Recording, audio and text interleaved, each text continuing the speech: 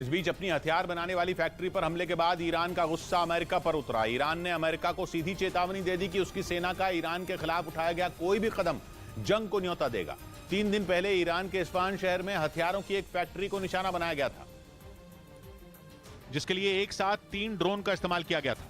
इनमें एक ड्रोन को ईरान के डिफेंस सिस्टम ने हवा में ही ढेर कर दिया था, जबकि बचे हुए 2 ड्रोन को पकड़ने के बाद ईरान की सेना ने नष्ट कर दिया था। हालांकि ईरान के पलटवार से पहले ही ड्रोन ने फैक्ट्री को नुकसान पहुंचा दिया था, जिसके बाद ईरान का गुस्सा 7वें आसमान पर जा पहुंचा। उसने इशारों में इस हमले के लिए अपने सबसे बड़े दुश्मन इजराइल को जिम्मेदार ठहरा दिया।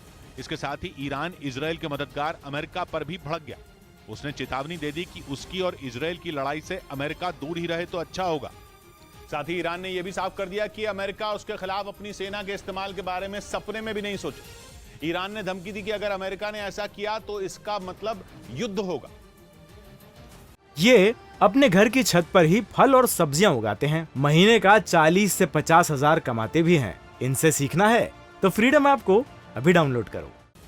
और ईरान भी इसके लिए तैयार है, यानी अगर अमेरिका ने इजराइल के साथ मिलकर किसी भी सैन्य ऑपरेशन को अंजाम दिया तो ईरान जंग छेड़ देगा। अमेरिकी मैगजीन न्यूज़वीक के मुताबिक ईरान के एक अधिकारी ने दावा किया कि उनका देश अमेरिका के किसी भी हमले का मुंह तोड़ जवाब देगा, क्योंकि अमेरिका इजराइल के कंधे से कंधा मिलाकर उसे घेरने में जुटा है। कुछ रोज पहले ही अमेरिका ने इजराइल के साथ मिलकर अब तक की सबसे बड़ी मिलिट्री ड्रिल की थी।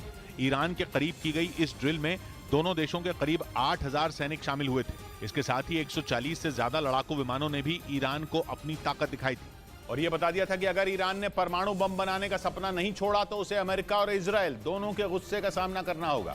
कहा जा रहा है कि उस मिलिट्री ड्रिल ने ईरान को बुरी तरह भड़का दिया था, लेकिन उसका पारा तब और चढ़ गया जब उसके हथियारों की फैक्ट्री पर हमला हुआ, क्योंकि इस्फहान शहर में मौजूद जिस फैक्ट्री पर वार किया गया वो ईरान के लिए बेहद खास है। इजराइल की खुफिया एजेंसी मोसाद के पूर्व प्रमुख ने दावा किया कि उस फैक्ट्री में हाइपरसोनिक मिसाइलें बनाई जाती हैं, जबकि इससे पहले खबर आई थी कि वहां दूसरे हथियारों के साथ ड्रोन बनाए जाते थे। लेकिन अगर मोसाद के पूर्व प्रमुख का ये दावा सच है तो ये ईरान के लिए ज्यादा चिंता वाली बात है, क्योंकि हाइपरसोनिक मिसाइलें बनाने वाली फैक्ट्री पर वार करके उसकी कमर तोड़ने की कोशिश की गई और इसीलिए ईरान बुरी तरह तिलमिला गया है, जिसके बाद उसने अमेरिका को ही सीधे सीधे धमका दिया।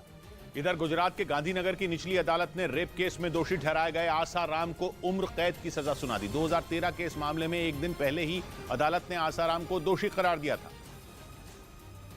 और दूसरे दिन आसाराम को उम्र कैद की सजा सुनाए जाने के साथ अदालत ने 23,000 रुपए का जुर्माना भी लगा दिया। इसके अलावा कोर्ट ने आसाराम को आदेश दिया कि वो इस मामले की पीड़ित को 50,000 का मुआवजा भी दें।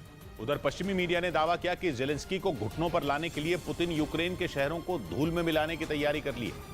उसके लिए उन्होंने अपनी ताकत जुटानी भी शुरू कर दी है। मतलब ये कि आने वाले दिनों में यूक्रेन की जंग थमने वाली नहीं है,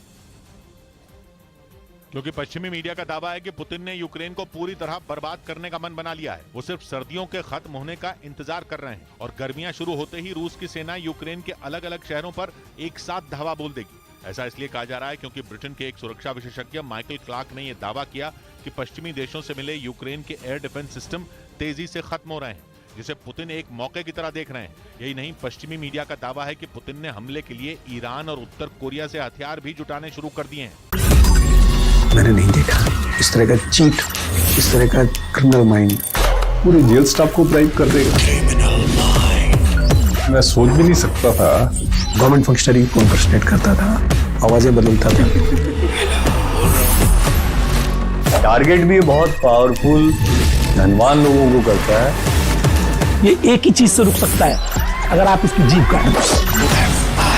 न्यूज चैनलों के इतिहास में पहली बार न्यूज 18 इंडिया की web series FIR number 208 streaming 3 February 9 PM